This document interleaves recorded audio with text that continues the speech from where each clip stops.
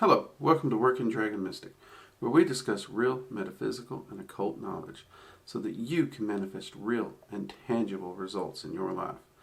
This week, we're going to discuss Valhalla. That's right, we're going to talk about the Norse concept of Valhalla and the myths and the information that we know about Valhalla from the Eddas. So stay tuned.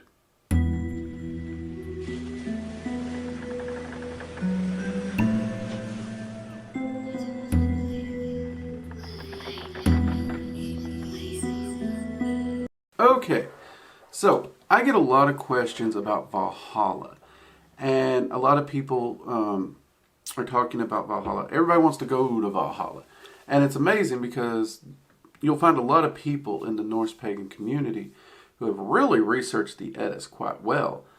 And when they hear people talking about going to Valhalla, they almost roll their eyes or chuckle. Not everyone, but some. And I think a large portion of this is because of the misunderstanding of Valhalla.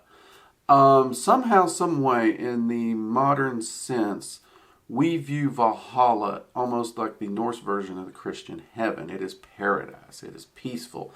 It is abundant food. It is the land of milk and honey. It is, it's a wonderful, peaceful life. That's what you strive to. It's the perfect retirement. But if you read the Eddas, if you study the Eddas, you find out that's not true. In fact, I would like to touch on that. First off, Valhalla, the name itself, actually means Hall of the Fallen. That is a rough translation of it. Now, according to the Norse poem, and I'm going to butcher this and I apologize, Grimnensmal, I'll put that here. The roof of Valhalla is made with shields and has spears for rafters. Seats are made from breastplates, surround many feasting tables of the vast hall. Its gates are guarded by wolves, and eagles fly above it. Now this sounds pretty amazing. And I think it's this feasting hall is where people get the concept. It's like it's just one big party in Valhalla, and that's what we want to do. And I get that. However, what we have to remember, the dead who dwell in Valhalla, all day long, they actually fight one another.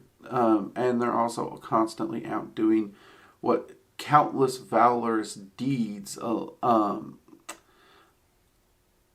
every evening, their wounds are healed and they're restored to full health. Now, this is very important. This is part that I think a lot of people miss.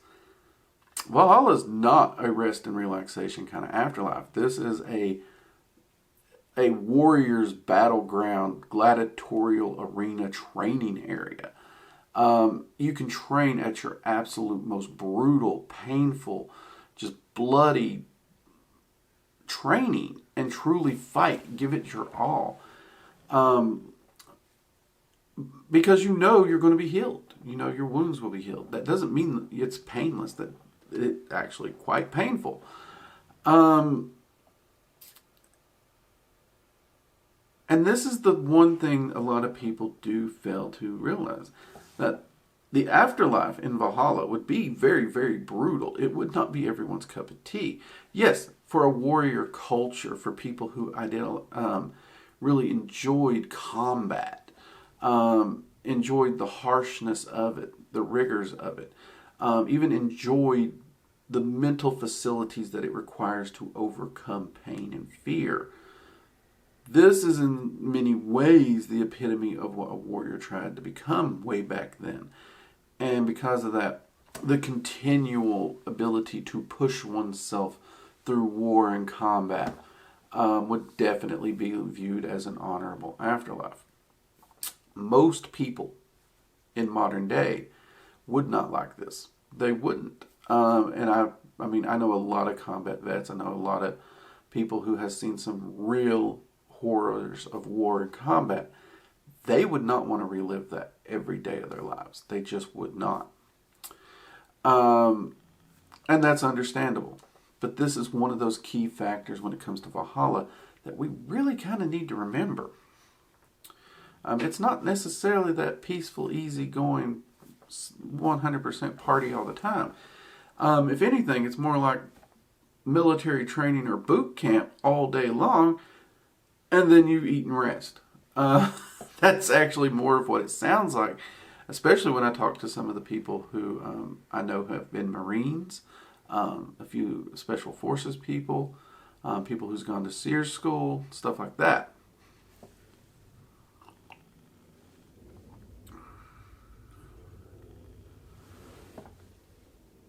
Now, in some tellings in the Eddas, Valhalla is made to sound far more brutal than what we've already discussed. It is just daily fighting, battles raging on constantly. Bloody, brutal, broken bones, severed limbs, stabbed. I mean, it is made to sound brutal. So, one thing that we can get from just the training style battles that train very harsh and very full contact because we know we're going to be healed, or just the full bloody battles. Valhalla, the people and the inhabitants of Valhalla do not live an easy life of comfort and peace. That is very clear. It is a very hard life of an honorable warrior without end till Ragnarok. And that is the point. All those in Valhalla, this is not where they're meant to spend eternity. This is not where their long-term afterlife is. They are here to train, to prepare for the battle at Ragnarok.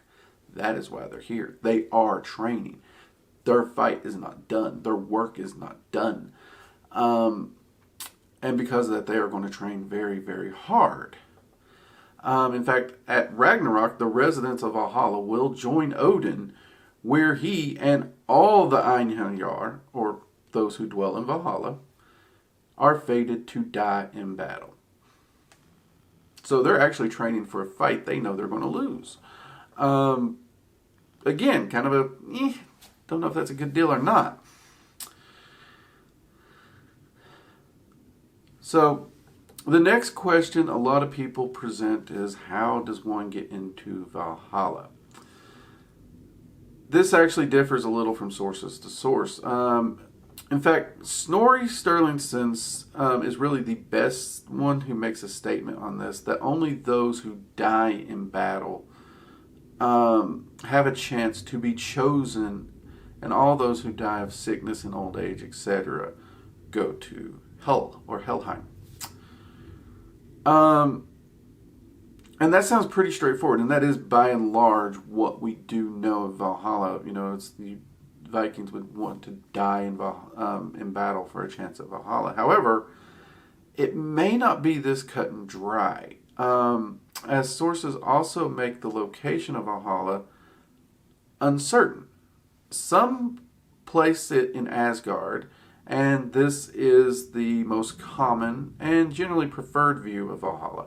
However, many lines in the Eddas can place it underground or in the underworld or in hell itself. So Valhalla itself may not actually be in Asgard, based upon what we know from the Eddas. This again is one of those things where it is very unclear. Again, we do know Valhalla would be harsh and would not be a place many would truly want to end up. Under the modern sense and views, it is not just the Norse version of heaven. It has a purpose. The Einherjar that go there are actually training for something. And of course, that something being the battle at Ragnarok. And the irony to this is, if we think of the more relaxing respite, the kind of vacation-y style afterlife that we might think of, like the Elysian Fields or the Christian heaven or something like that, or just a nice peaceful, all right, that's it, I did my time, I'm relaxing. That actually would be more what we hear in the Eddas described from Helheim, which might be a video for a different time, because Helheim itself is very misunderstood. The concepts that we see describing Helheim as a place of torment are very, very Christianized. And other places in the Eddas don't really speak of it that way. So that would be a completely different video for another time. Because one thing that we do see throughout the Eddas is the Viking culture didn't really seem to have this afterlife concept of no reward or punishment.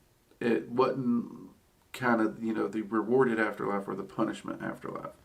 Very few places do we see anything like this even remotely hinted at, and when we do, it tends to come up after the Christianization. So, we have to take a lot of this with a grain of salt. Now, with what the Eddas says about Valhalla and the fact that Valhalla is, quite frankly, a very brutal afterlife for warriors who have fallen and who are wanting to train and help Odin for Ragnarok, fine. Now the question comes, what about those who have fought battles who earn that right but don't want to fight in those battles? That's a harder one. And I think for every Norse pagan, every heathen, every Asa true practitioner, every individual who wants to follow a Norse path to some extent, I think these are questions we should meditate on for ourselves. I have seen Odin give honors to individuals who have fought very, very, very harsh personal battles. But these weren't people that ultimately would be named Einhelmjars.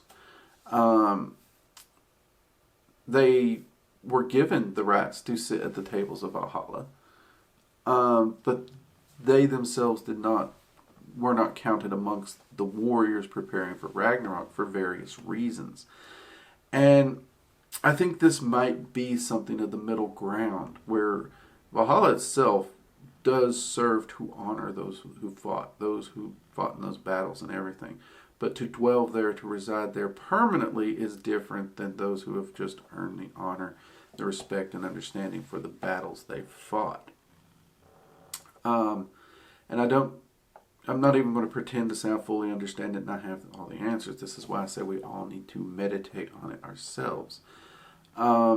Because that sort of an afterlife isn't for everyone. I have personally been through a lot of hardships.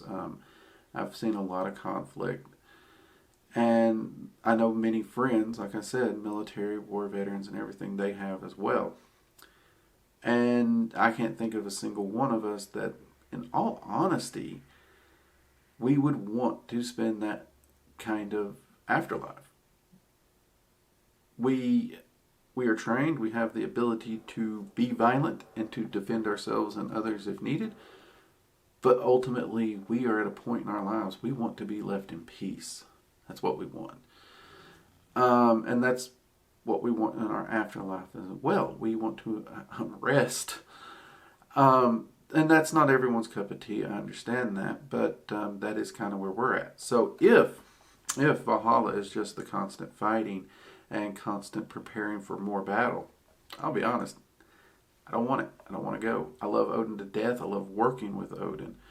But I don't want to spend my afterlife in Valhalla, even if I earn that honor, because that just doesn't sound pleasant to me. Again, everyone's going to have a different opinion. For me, Helheim, which we will do a video on, sounds far more pleasant to me. I could see myself having a nice little ranch house or cabin in Helheim, doing a little fishing, maybe a little hunting. That'd be a right slice of heaven to me. But we do have a lot of misunderstandings. Everyone wants to think Valhalla is Norse heaven. Valhalla is one of many, many afterlives present within Norse mythology. There are many, varied, and they're usually talked about as halls. Some people do think all these afterlives, all these halls, reside in Helheim, the true underworld itself, and they're partitioned off into different landscapes of Helheim. That may be possible. We don't fully understand. This is a very reconstructed religion and understanding and mythology. We're doing the best we can. And again, I would encourage every Norse practitioner to sit down and meditate on it and find out your understanding of it. Because at the end of the day, when we go to the great by and by, all the arguments become void, really. Anyways, I hope you've enjoyed this quick little discussion about Valhalla, and some of the misunderstandings of it, and some of what the Eddas says about it. Um, and I honestly, truly do think that even if you earn the right into Valhalla, you can politely go elsewhere. That's my 2 cents on the matter. Anyways, hopefully we will get that video on Helheim out, as well as more Norse content very soon. If you've enjoyed this content, if you've enjoyed the channel, be sure to hit that subscribe button and hit the bell icon so you can turn on notifications. Anytime we release a new video, you'll be notified, or anytime we go live. We do live streams every Sunday at 7 p.m. Eastern Standard Time. Also, if you'd like to support me and the channel and the work we do here, there's links below for Working Dragon Mystic merchandise. You can pick you up a coffee cup, like y'all see me drinking in the live streams out of quite a bit. Or you can even jump over to the Patreon or the YouTube member section. And until next time, I'm Drake, and this has been Working Dragon Mystic. Take care. Bye-bye.